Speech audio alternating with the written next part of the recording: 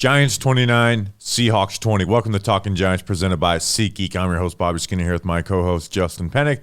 And it's a Victory Monday, a fun win. You know, the win against the Browns was good, obviously, Malik Neighbors stuff, but it felt like this game was really unexpected for the Giants to just win in general, because I actually think the Seahawks were a really good team coming in. Their offense has been really good. Their defense is, I think, talented across the board and well coached. And the Giants kicked the crap out of them. Like the Giants end up winning by 9 points, but it is that score is not indicative at all about how this game went. When you think about the fact that the Seahawks had a little bit of a late rally, you know, the Giants fumbling the ball at, you know, the inch-yard line on a would-be touchdown. Like the Giants kind of just kicked their ass the entire game, right? When it was tied at halftime, we're talking about like they're dominating them, yet the fact that they're still tied. So it was just an awesome game for the Giants. Overcame some of their own mistakes and issues that they had. Daniel Jones played really well. Slayton, the defense got after it. The whole crew. It was a fun game to watch, Justin. It's a really fun game to watch, and thanks to everybody that came out to the watch party. It's always just so fun when you have a tailgate and then you go into a football game, regardless whether it's a win or loss, or especially when we're actually watching a game with people. It was a ton of fun. And that game, it was an ass kicking. Obviously, it comes down to it, and the Seahawks are kicking a field goal for a chance to, I think that would have been to tie the game. Yeah, that would have been the tie of the game. So it would have been the tie of the game, and that wouldn't have been fun. But guess what? Didn't happen. Giants special teams comes through, and I'm not gonna apologize when a Giants special teams comes through instead of costing us a game. But 3 phases, and even without that, man, like you said, the Giants they kicked ass, and it felt good. Feels good, even without Malik Neighbors, who's been, over like 50% of our offense. Nobody thinks the Giants have a shot to go into Seattle, which is a hostile territory. Devin Singletary's out. The 2024 draft class shows out. Theo Johnson had a good game. Tyrone Tracy had a good game. Tyler Newman, I feel like, had a good game too. Deontay Banks had a couple pass selections. I feel like there's a bunch of things that we're going to talk about. We're going to run through the list of guys and players and things that deserve credit from this game. It was a ton of fun, and man, I'm getting a little delulu as a fan where, we're walking to the subway after the game, Bobby, come back to this office, and we're saying, damn, man, the Giants have outplayed every opponent. In every game that they've played this year, they've outplayed their opponent besides the Minnesota Vikings. So it's good to get a win. They're 2-3, but you want more, but have an opportunity Sunday Night Football against the Bengals, who are somewhat of a susceptible team, to go 500, which is a crazy sentence to say, but I'm rooting for it. I think they could do it. Call me a little delulu, but let's go, man. Yeah, so it starts at the top, though, obviously, with Daniel Jones. This is a game, like Seattle's got a good defense, in my opinion. And he goes 23 of 34, 257 passing yards, 2 touchdowns, 0 interceptions, 11 carries for 38 yards. He was playing extremely well. And I think sometimes, those are good stats, but I don't think those stats even are indicative totally of how he played, like moving around the pocket well. And again, this was without Malik Neighbors, right? So the question was, how is this Giants offense going to operate without Malik Neighbors? And it's like, all right, well, old reliable's there, right? Like, I know we talked about Darius Slayton a lot last week on the mailbag pod, making him the Giant factor. But, like, it's for a reason. And he was able to connect with Darius Slayton for, 122 yards, a touchdown, finally getting some deep passes. Explosive plays. 2-on-1 drive, the touchdown, and then the 30-yard play a couple plays before. It was huge. Yeah, making the difference in winning and losing. Big, third down catches and big third down throws. A couple that were even dropped, too. Like, this was DJ's best game of the season, to me, by far, right? Where it's like even like the Browns game or the a game they lost where he didn't play bad. It's like, well, look at this. No, I thought DJ just played well from beginning to end. Even in the running the ball, like the way that he was running the ball was like he was Brandon Jacobs, and it was like he was like seeking out contact. Looks a little more clunky than Brandon Jacobs, but yeah. But what I'm saying is like he was seeking out the contact. Yeah. Where I'm kind of at this point where it's like, all right, I know the dude's got heart. Like, let's protect ourselves a little bit here too. Have an injury history, but like he was, like I'm not talking about just third and fourth downs. Like on second down and 10, he has an 8-yard run, and he's like churning his feet, putting his guy, shoulder pass through a guy's chest. Yeah, he wants it. And then there was the one play where he's fighting to stay up, and that linebacker came in. I don't even know who it was, maybe Jerome Baker, which was kind of a bullshit shot by him. Like a bullshit shot, like comes in full speed, dives into his ribs, right? Like a bullshit shot. He hurts himself. Yeah. And Daniel Jones gets up, steps over, talks some type of shit to him, and went over. So kind of like Michael Myers, turn your head, walk over type of deal too. Yeah, so DJ, played really well, whether I was getting the ball to Slayton, Robinson, some of the other guys got involved. But awesome game from Daniel Jones. To me, by far his best game of the season. Yeah.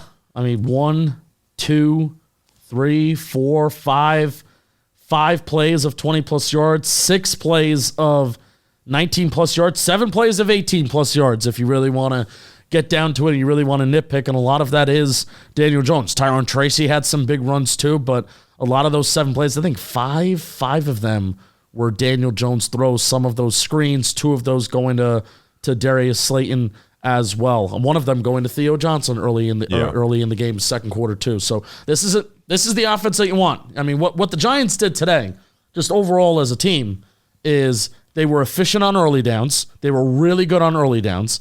So therefore, they set themselves up in a lot of favorable spots on third down. Something that I like the CBS broadcast did quite often throughout the whole entire broadcast is they did a good job of like, all right, the Giants are 4 for 7, 5 for 8 between third downs between 3rd and 6 and less. I'm like, oh, okay, this is awesome.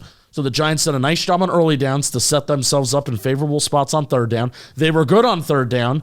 And then the Giants' defense clamped up the Seahawks' offense on third down as well. That's winning football. Being good on early downs, avoiding third down. If you have to face third down, you're good on third down. Moving the ball, being explosive, being a good third down defense. That's winning football. Yeah, winning football. Third down is the money. And, they were 7-16. They should have been 9-16 if Wan'Dale doesn't have 2 drops on third down. But I want to talk about that, right? Because Daniel, the receiving game is talking about Daniel Jones too. And that's Darius Slayton, man.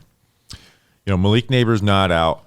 And independently of Malik Neighbors' injury, something I talked about this past week was Darius Slayton needs to be more of an option on third down, right? Like, let's stop force-feeding Wan'Dale Robinson on these third downs, on these choice routes that are short, right? If it's third down and 3, yeah, I probably want the ball going to Wan'Dale Robinson. But if it's anything more than that, I probably don't want the ball going his way.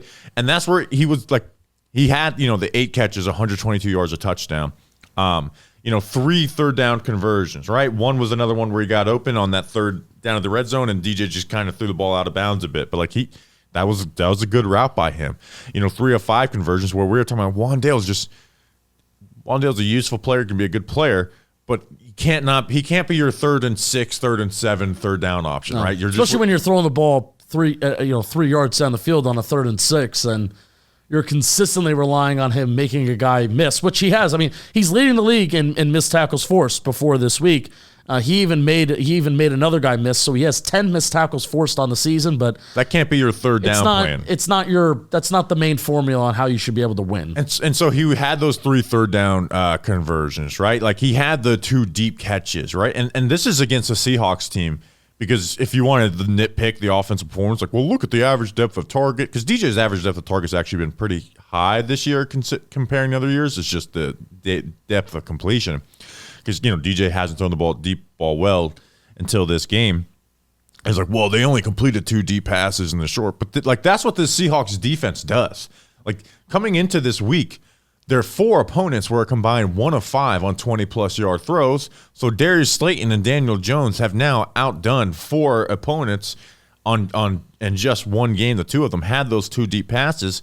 And this is where I think Slayton's valuable, right? Like, being a guy who can just go win at every level of the field. We'll talk about the lack of Jalen Hyde in this game. You saw him cooking. There was a backup, because Reek Woolen was out. You saw him cooking their backup corners at the line. Oh, yeah. Sorry. Ryan Cohen going crazy about the San Diego Padres. Is freaking out. He was cooking guys at the line. Yeah, like, he wins at all 3 levels, and this is why he's a valuable player. Not just when Malik Neighbors is out. He's like, those are the types of guys you look on third down, right? This is why he's more valuable than a Jalen Hyatt, because he can win those third down routes. But guess what? like something we all forget for me has been lost in the conversation of Slayton and Hyatt and trades and stuff. Like Slayton has been the deep threat on this team for 5-6 years. Like since 2019. He's been it. And then you see what he does today. You know, he's now second on the team in receiving, after Malik Neighbors, despite only 26 targets on the season.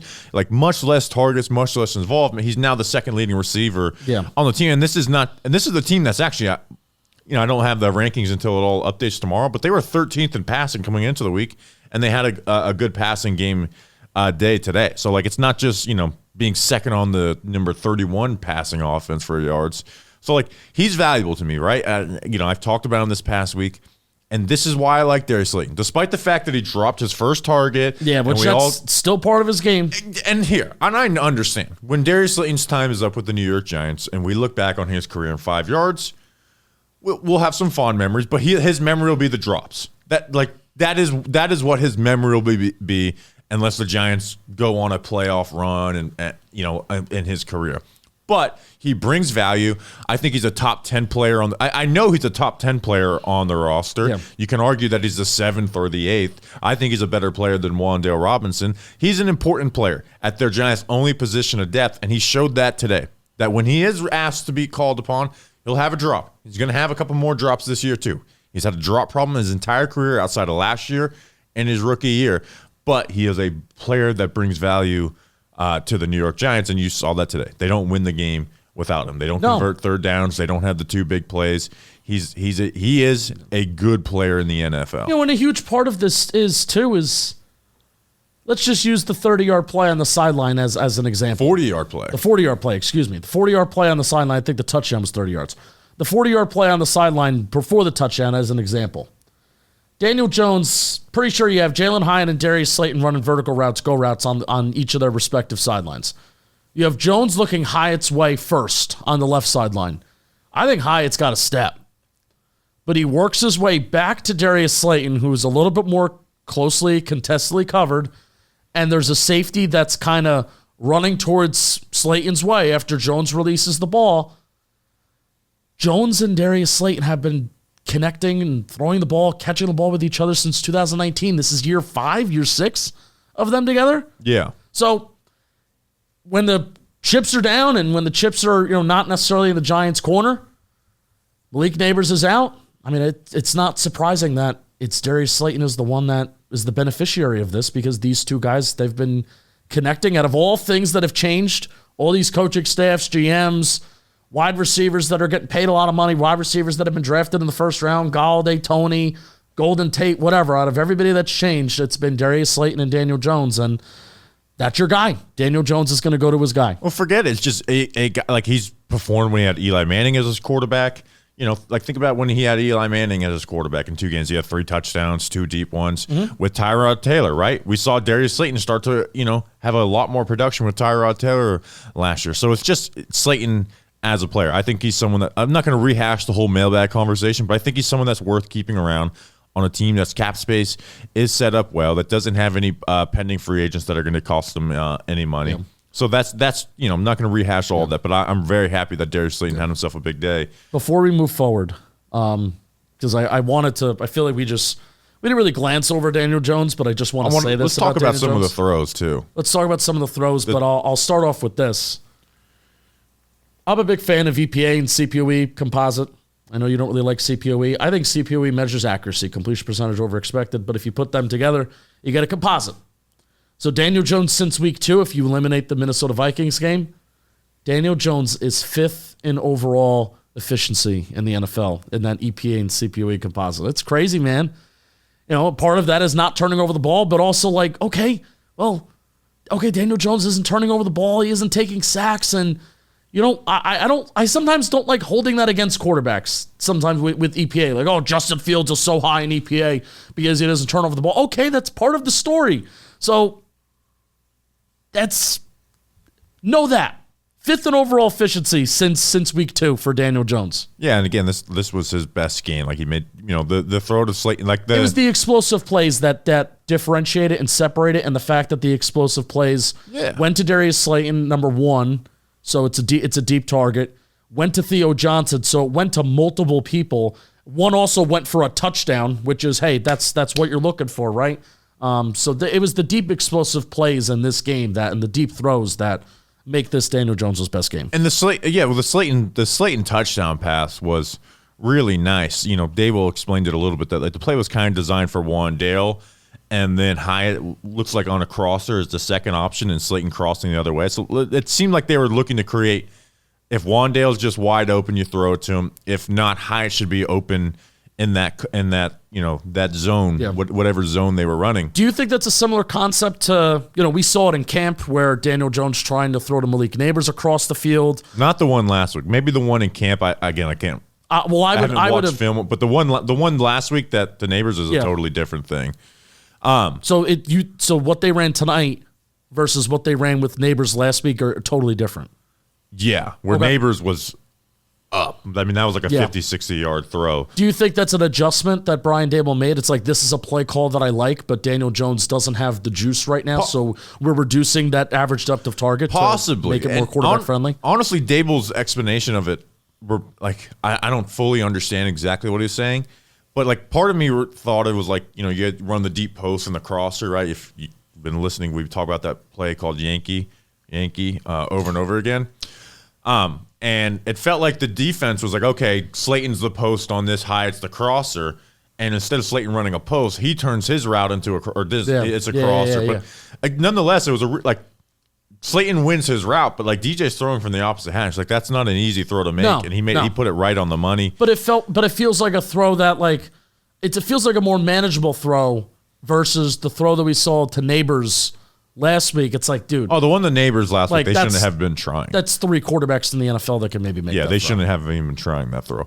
But I would like to maybe think like that's Daboll making an adjustment. Yeah, possibly. It's like I like this concept. I like the idea of putting these guys on crossers and getting our quarterback out in space and then planting that ball and then throwing back in the other direction. Yeah. I would like to think that's an adjustment by Brian Daboll, being like, let's lower this average depth of target here and make this more of a high percentage throw for you while still being an explosive play, which I love. Yeah, I'm gonna go back and watch that and see exactly what it was. But like DJ, honestly, one of my favorite throws of his wasn't a completion. It was the Wandale Robinson third down drop. Yeah. Like that was a money throw, like between his numbers, third down, sliding to the left.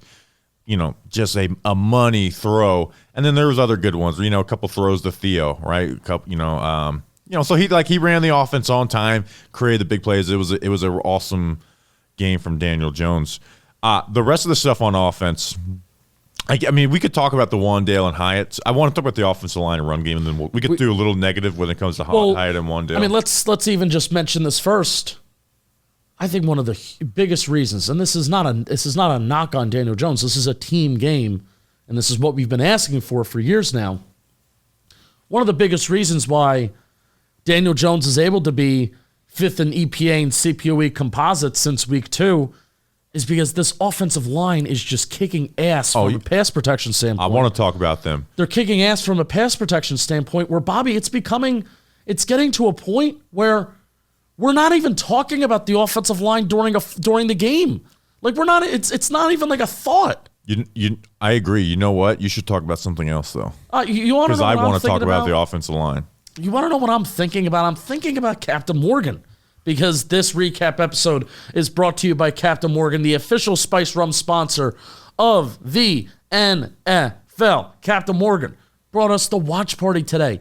It was awesome. People had a great time. Bobby threatened to. You didn't actually threaten to smash a bottle over my head. Oh, I tried to let them do it. They wouldn't let me do it. It was kind of bullshit. No, you didn't even threaten it. That's how you know that it was a good game and the Giants were kicking ass. Because Bobby didn't even threaten to smash a glass bottle over my head. And this NFL season, need the right players in the game, and sometimes you got to spice things up. Spicing things up at Captain Morgan. Captain Morgan giving out some free shots today in Downtown Social. It was awesome, and everybody had a good time. And if the Giants win more games, we may do it again this year. When it gets bland, try Captain Morgan. Playoffs. Try Captain Morgan Original Spice Rum. It's delicious, crisp, perfect for game day with friends. You saw it today. You saw it online, and maybe you felt some FOMO. It's time to spice some things up. Visit CaptainMorgan.com to find Captain near you. Please drink responsibly. Captain Morgan Original Spice Rum, 35% alcohol by volume. Captain Morgan Rum Company in New York, New York. You'll be glad you did. Thank you to Captain Morgan, because that watch party doesn't happen without Captain Morgan. And we don't have a chance to celebrate a win and a victory Monday a little early, victory Sunday with friends without Captain Morgan. So thank you, Captain Morgan. Appreciate you. Thank you, Captain Morgan. The offensive line is just, they had a really good run blocking game too. They haven't been dominant like that all year. But like the pass blocking is just really good. You're not, it's not a thought. I'm not even like afraid. No, it's not like of allowing a sack. It's not like it's just like we're grading it on a curve because of where the Giants' offensive line has been for 10 years. We did not mention the offensive line in a negative light. Not a single play in this game. Nope. Not a single play. 3 sacks for 12 yards. And Jones did a good job of stepping out of the pocket and just falling down. Yeah, 2 of those were just complete give up on plays, sacks. Right. Yeah. One was a third down. The other one was, remember I said it was at the end of the game where he didn't want to throw it. Yeah, Jones just goes down to keep the clock running. Right, so that's 2 of them. The other one was the first drive of the game. Remember DJ tripped? Oh, that counts as a sack? And they kind of fumbled the ball? And Thomas had to recover it? They didn't. There wasn't a fumble on the field, but he was a sack right there. So that means for the year, Justin, because we don't have the updated total pass blocking stats, but assuming that none of the offensive linemen are credited for a sack because they shouldn't be, the offensive line has given up 2 sacks this year. Andrew Thomas 1, John Runyon 1. Right? And the Andrew Thomas one, I don't think is even, probably shouldn't be on him. If anything, it should be on Greg Van Roten. But they've been real deal, giving him all day to sit back there and throw. And that's why we've been able to see them be a team that attempts deep passes a good bit and have, find guys open. Right? I think they're good on third down because of the offensive line. Yeah, absolutely. Forget about just the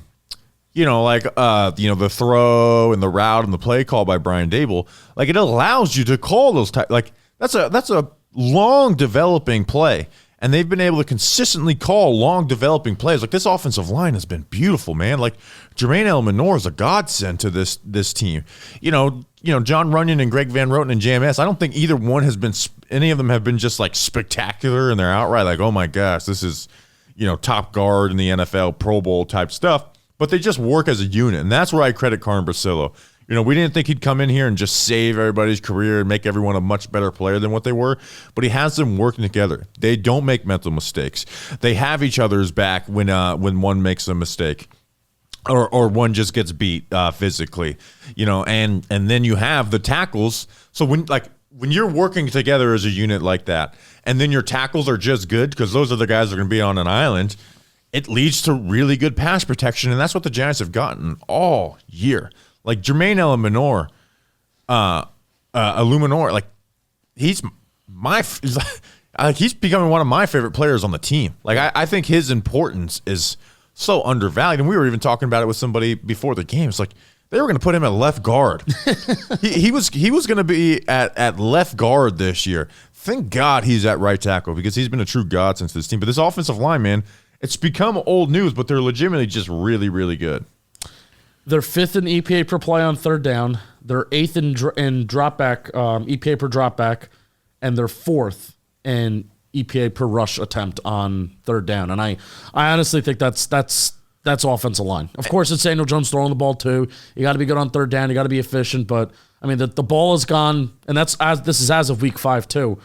The ball for the majority of the season has gone to Wando Robinson and Malik Neighbors on third down. And Malik Neighbors is 12 for 12 on third down. Heading into week 5, didn't play week 5.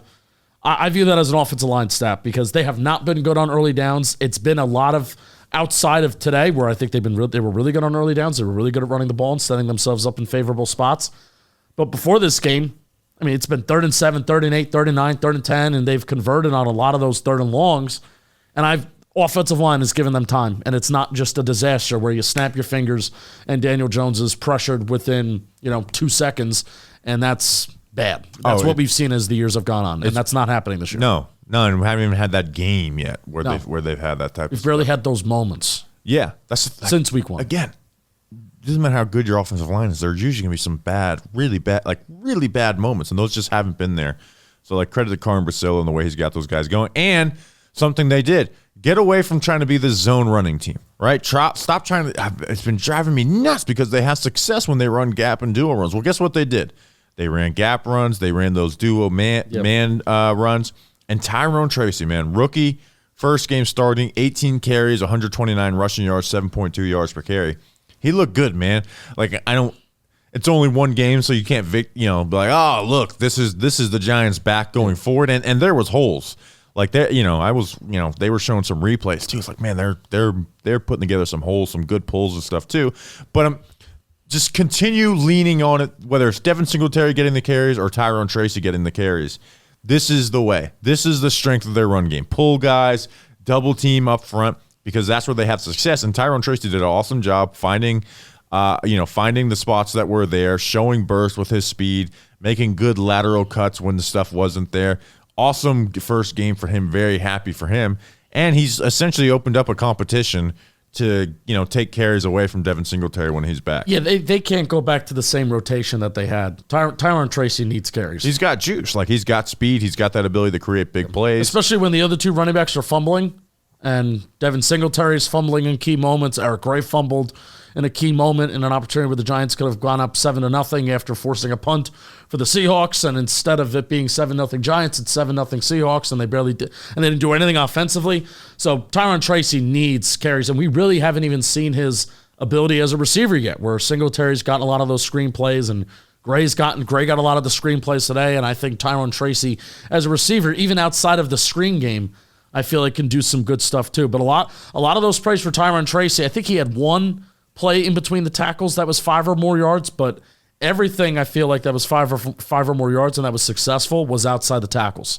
And it was really going to his left too. So outside the tackles, whether duo, gap runs, whatever the case is, getting outside the tackles worked today with Tyrone Tracy. They tried testing those edge rushers. They tried testing the edge, and it worked. So I love it. Yeah, beautiful game from them up front running the game, and then Tyrone Tracy Jr. Like, awesome first start for him. He's got juice, and it's clear to see. Like, again, am I going to declare Tyrone Tracy the future after this game? No, but he should. He has to be getting carries going forward. Has to. Like, it should essentially be a 50-50 split. And if you view them, if it's tied, Tracy should get the tiebreaker because of one, his youth. Actually, he's not that young, but his career, his experience, football wise, had less NFL carries and the fumbles. Now, Tyrone Tracy did fumble a kickoff, either last week or the week before. So, like, all of our running backs fucking fumble the ball. But the Eric Gray fumble drives me nuts, dude. Like, hold on to the football and you have a touchdown. Like, that's. Also, we didn't even see a good angle. I'm not going to sit here. CBS, but still, he still needs to hold on to the football more. Yeah. And this is Singletary too. He didn't play in the game. Obviously, I'm not going to get on him. But there needs to be an emphasis this week on holding on to the football from the running back, and also the receivers too. Like, because honestly, we're talking. I talked about at the start, getting a little Delulu, thinking that the Giants could possibly be 4-1, 3-2, and they've outplayed every single game that they've been in. Well, you want to know what the fucking difference is? The difference is some self-inflicted wounds by the Giants of holding on to the ball from your receivers and not fumbling the ball from Devin Singletary and your running backs. It is the difference. So even though the Giants have outplayed, they've still made some mistakes. They were still 1 for 4 inside the red zone today. Obviously the Eric Gray fumble being one of those things, and literally being an inch away from being 2 for 4 inside the red zone. So, we're talking about how the Giants are close and they're playing well, and there's still things that they need to clean up. But I feel like fumbles and drops are two of the easier things. It's like, okay, wide receiver, catch the ball, and okay, running back, don't let go of the ball. Come on. The Giants, let's do it. They flat out have a drop issue.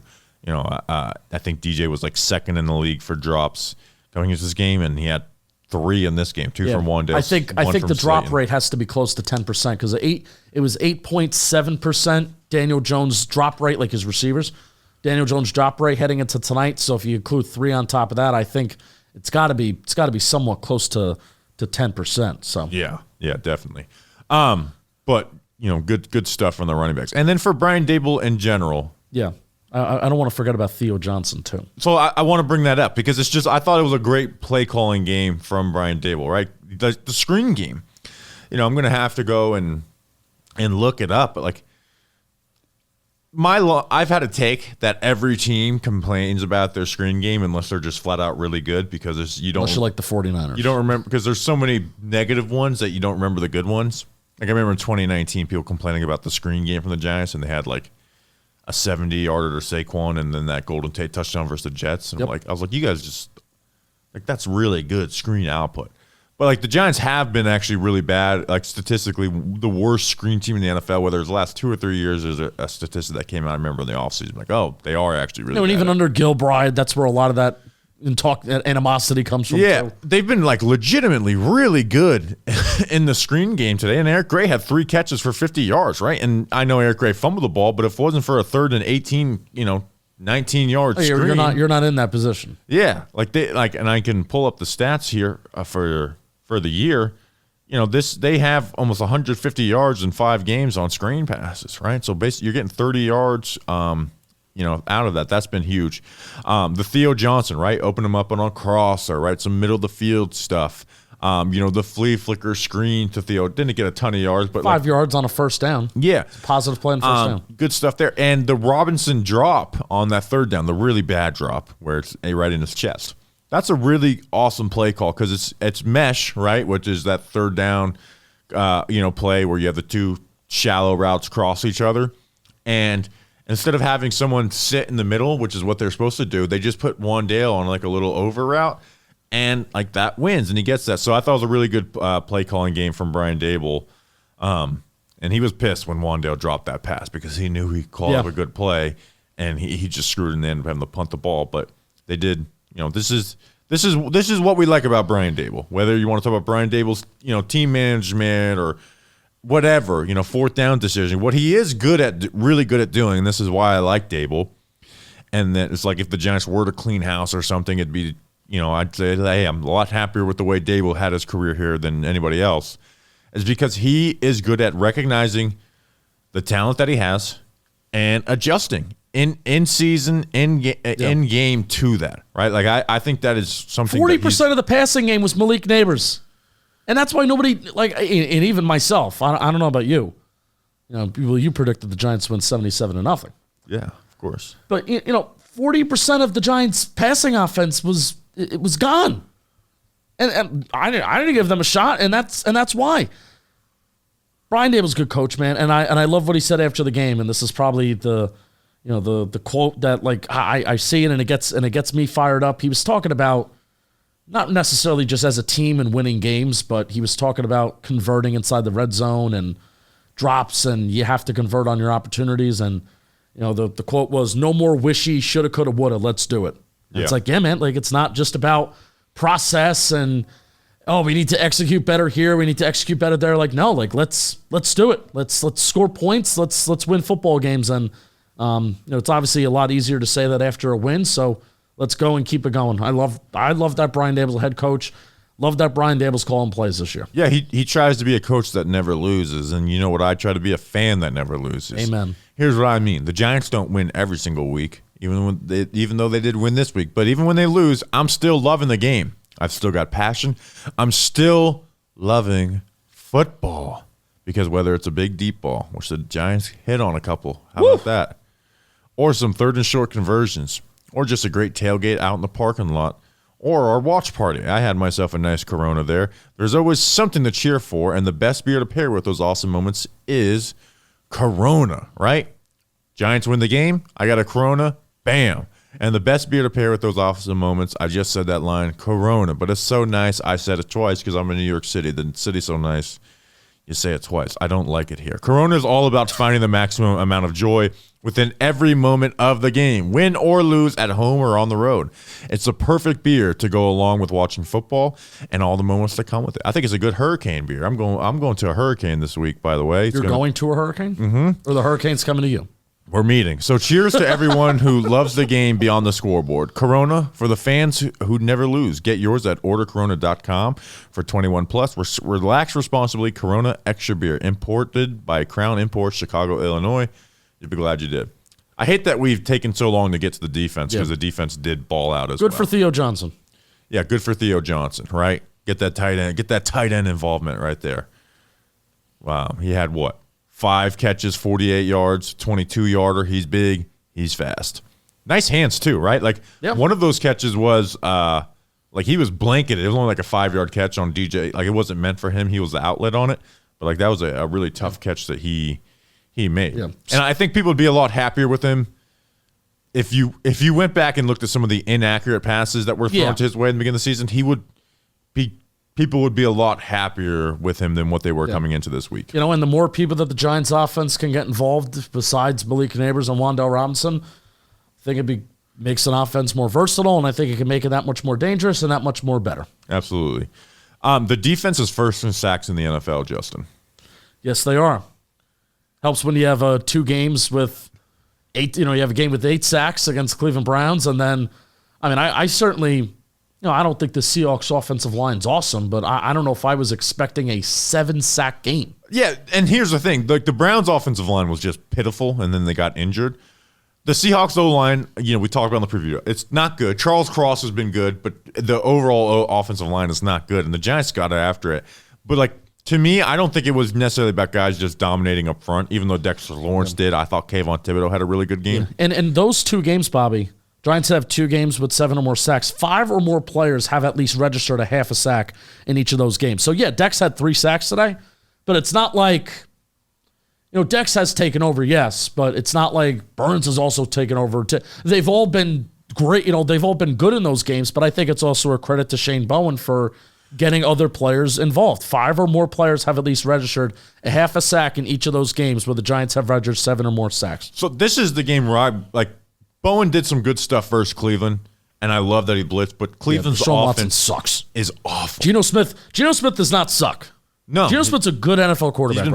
He's been playing with good NFL targets for 2 years and 5 games, and like the Seahawks offense has been really good this year. We all watched them on Monday Night Football. Oh yeah.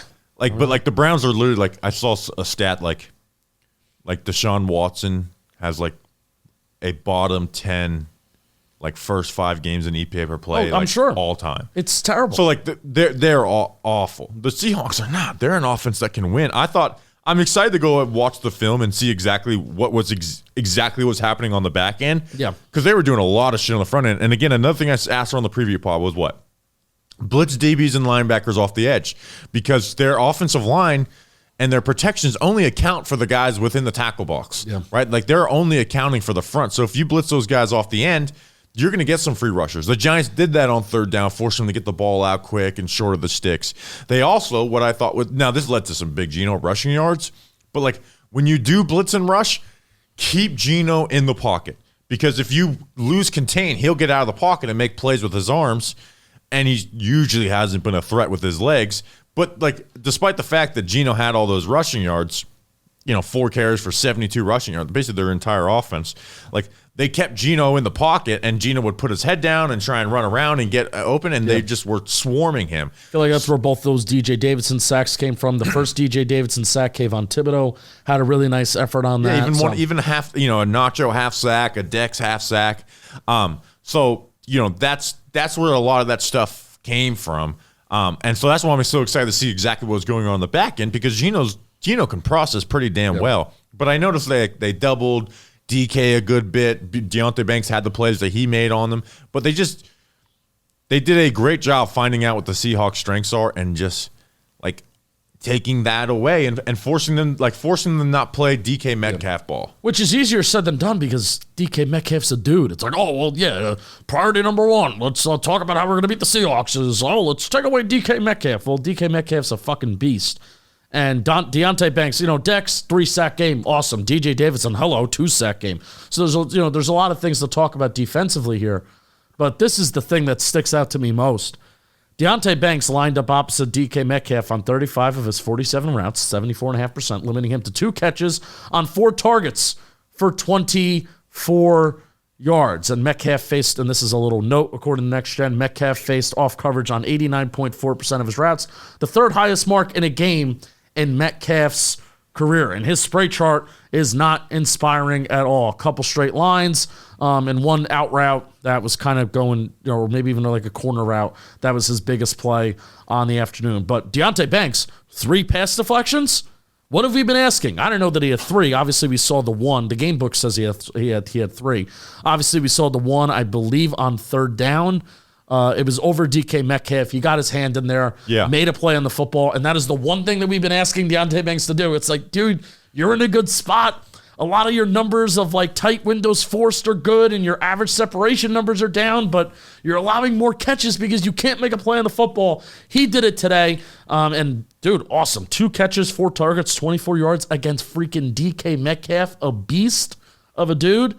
Huge Deontay Banks W today. I'm pumped. Yeah, made a couple like key plays, and he also forced a fumble on the one. Oh, huge! It was a huge play. They were driving down the field. Yeah, so like he was able to make those plays. So like, and also Banks, I feel like need that, right? Jerome Henderson even called him out. The DB like that. coach. Respond that way after kind of getting and hey, he needed to, and he recognizes it. Blah blah blah. But coaches usually don't do that publicly. But I feel like you have to when it's effort based. So I'm glad that's the way that he responded. Force a fumble, 3 pass deflections. DK Metcalf, alpha number 1 wide receiver in the NFL. He shut him down. Yeah, but build on it, right? And just also some Jamar Chases next week. Oh fuck. Aggression, like Brian Burns on the 4th down. Like here's the one I want to say too, because I talked about on the preview pod how I don't care if it's not logical. I still hate Geno because he represents the Eli benching and Ben McAdoo and Jerry Reese and all them. You know what a big important part of this game was? On a 3rd and long, Geno Smith scrambles. And he has the first down if he wants to get a little, like we talk about DJ, playing with heart. Yeah. Geno Smith slides short of the first down marker. Yeah. They're down. They're losing. He slides short of it. And it's 4th down. That's soft. I don't give a shit like how much I respect the way Geno Smith is playing football. That's soft. It's 4th down. They go for it. Then you get in a 4th down. And honestly, if I was a Seahawks fan, I'd be losing in my offensive coordinator. I hate when people get cute on these fucking do or die downs.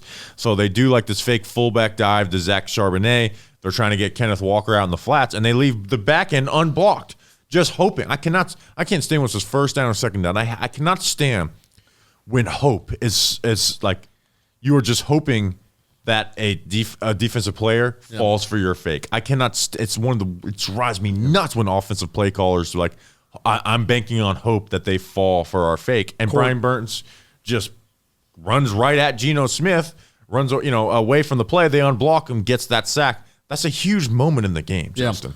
Cordell Flott, I think, did a nice job. There was a receiver running across the field, going kind of away from where Geno Smith was going, but Cordell Flott sticks with him, at least at the snap. All 22 will give a better look at it. And Tyler Nubin, I think where Geno Smith is looking is he's looking to that the receiver, tight end, whoever that's running in the flat, or the running back that's running in the flat. And then Tyler Nubin sticks with them right away. So if Geno Smith releases that ball, Tyler Nubin's right there, but Brian Burns is right there. Nobody's falling for it. I mean, that's just really, really good defense. Really good defense. And something that's, to note, and it sticks out from this game, Bobby. You get cute and you run that on 4th down. I'm trying to find this here. Zach Charbonnet, 2 carries for 11 yards. Kenneth Walker, 5 carries for 19 yards. It was Geno Smith who had the 4 attempts for 72 yards with the long of 32. But, I mean, that's 10 carries for what's 19 plus 11? It's a whole number. 30. Come on, man. I know, it's late. It's 11 o'clock at night. 7 attempts for 30 yards from the Seahawks running backs. You take that, bro. Oh, yeah. Take it and run. And I'll be interested to see, like, why did they get away from the run so much? Because it's not like the Giants are just stacking a team that stacks the box all the time. So yeah, I mean, they were also barely on the field, and this is also credit to this Giants offense, who I feel like between the Cowboy game, the Brown game, the Browns offense was just terrible. But I mean, the Giants are doing a good job of sustaining drives. They almost doubled time of possession this game. Yeah, they held the ball for like 37 minutes, maybe even 39 minutes this game. Yeah. And that's why I'm just so excited to see exactly what Shane Bowen was doing, because obviously on TV you can't see exactly what they're running coverage-wise, but they had McLeod in the slot, they had Flott on the outside, they would use Adoree Jackson periodically too, but that was most of the blitzing those guys, making the plays. package they were running with. So it was really good stuff defensive. I'm excited to do the film review on them. Can I talk about one more thing before we Dexter Lawrence's just nastiness? Yeah. Yes. No, well, not that. Why don't you talk to us about your one more thing? I'm going to talk to you about the one more thing because obviously you want to talk about Dexter Lawrence. I mean, what else is there to say about Dexter Lawrence? But there's plenty of things to say about the Candlewick Diner. I'm telling you right now, man. You know, we've said this a couple times in Talking Giants tailgate history is that, is this the biggest game since blah, blah, blah, blah, blah? Well, here we are again, man. And I love that it's the month of October. And you know what? The Giants are giving us an opportunity to say, this is the biggest game since blah, blah, blah, blah, blah. Sunday Night Football against the Cincinnati Bengals that are a reeling team that can't finish games, but they're a good football team. It is a home game. We are having a tailgate, and Candlewick Diner is going to be catering. The link is in the description for the tailgate. It's $25. Come. Alcohol. Candlewick Diner is one of the best. It is the best diner. Why the fuck did I say that? Stupid Justin. Best diner in the state of New Jersey. Get to MetLife Stadium this Sunday. I hope to see you there. Today's episode is sponsored by the Candlewick Diner. It's the go-to place for pre- and post-game meals during Giants game day. 55 years. Hello. We like tradition. In East Rutherford, serving Giants fans for over 5 decades. They've been with us since 2021, providing tailgates, sponsoring the podcast. Thank you, Candlewick. Thank you to Candlewick Diner. It's conveniently located a mile up the road from MetLife Stadium, and they have a full-service bar, in-house bakery, and free delivery, too. And also, you never know if you may run into a Giants player there. A lot of the rookies and UDFAs like to go there. Check out the Candlewick Diner in East Rutherford, New Jersey for all of your diner favorites, and we will see you at the tailgate this Sunday against the Cincinnati Bengals, L16 on the curb. The link is in the description for those tailgate tickets. Thank you to Candlewick Diner. Thank you very much, Candlewick Diner. You guys Get there. You are truly the best. Dexter Lawrence is awesome. He has 6 sacks on the season. In 5 games. In 5 games, I feel very good about him getting the double-digit sacks. All he needs is a sack and a half to match his career high total of 7.5 from 2022. Yeah, I mean, he, again, creating this. And again, the sacks weren't. One was like in garbage time, but he's just someone who you can't leave one-on-one. Well, sealed the game. Yeah, you can't leave him one-on-one. It's like I'm so glad that he's on our side because you flat out cannot leave him one-on-one or he dominates you, right? Like Kayvon did good on that play too.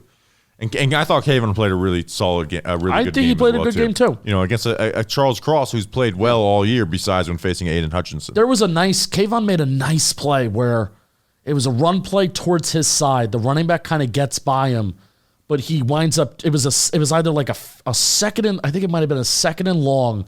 He trips up the running back, Kenneth Walker or Charbonnet, and instead of it being a first down Seahawks or a third and short, it's like a 3rd and 7. So, I mean, Kayvon even made a nice play there against the run, and I thought on a couple of the Giants' sacks, he was right there. And I think he got credited with the sack, right? Yeah, a half sack. But Dexter Lawrence had the one-on-one, and he just dog walks the dude back into the quarterback. I think it was actually Christian Haynes too, the rookie out of UConn that we liked. Yeah. Just dog walks him. So obviously having him on our side is just really nice. But Justin, you got anything else? I mean, no. The watch party was a lot of fun. Thank you everyone that came out. It was a good time there. Thank you. What's the name of the bar? Downtown Social. Downtown Social by close to NYU. Cheap prices, so it was. Yeah, a lot of people were like, "Oh, you get beer for a couple bucks." I was like, "Hell yeah, you do." They were nice. Good day for the 2024 draft class. Tyler Nubin had a tackle for loss. Maybe somebody ask about. I want because Bobby's going to look into this. Maybe not necessarily me. Maybe somebody ask in the mailbag. Well, how is Tyler Nubin doing in coverage? How is Andrew Phillips doing in coverage? Because obviously we know that they're making good plays against the run, and we know that they're physical. But as a safety, your main responsibility is in coverage, and it's same thing with Andrew Phillips. So maybe Bobby will check in on that, and that's maybe a good mailbag question if you will pick it. Good day for DJ Davidson. Maybe. Hello. Maybe. Maybe that doesn't even interest Bobby. Maybe it just interests me. Well, that takes a lot of focus on a week where I got to get ready for. Oh, that's true. You do have to get ready hurricane. for a hurricane. So maybe that's a 2 week from now mailbag. Yeah, question. give us some sample size. Let's get a little more sample size. Let's get a little more sample size. Good win, man. Good win. Enjoy this victory Monday. Enjoy us. Keep listening to what we got to do, and yeah, we appreciate you guys. We'll see you next time. Especially when we need you, we appreciate you guys. So we'll see you then. Shout out Jim Leahy in the shit wins. We'll see you then. Until then, Let's go Big Blue.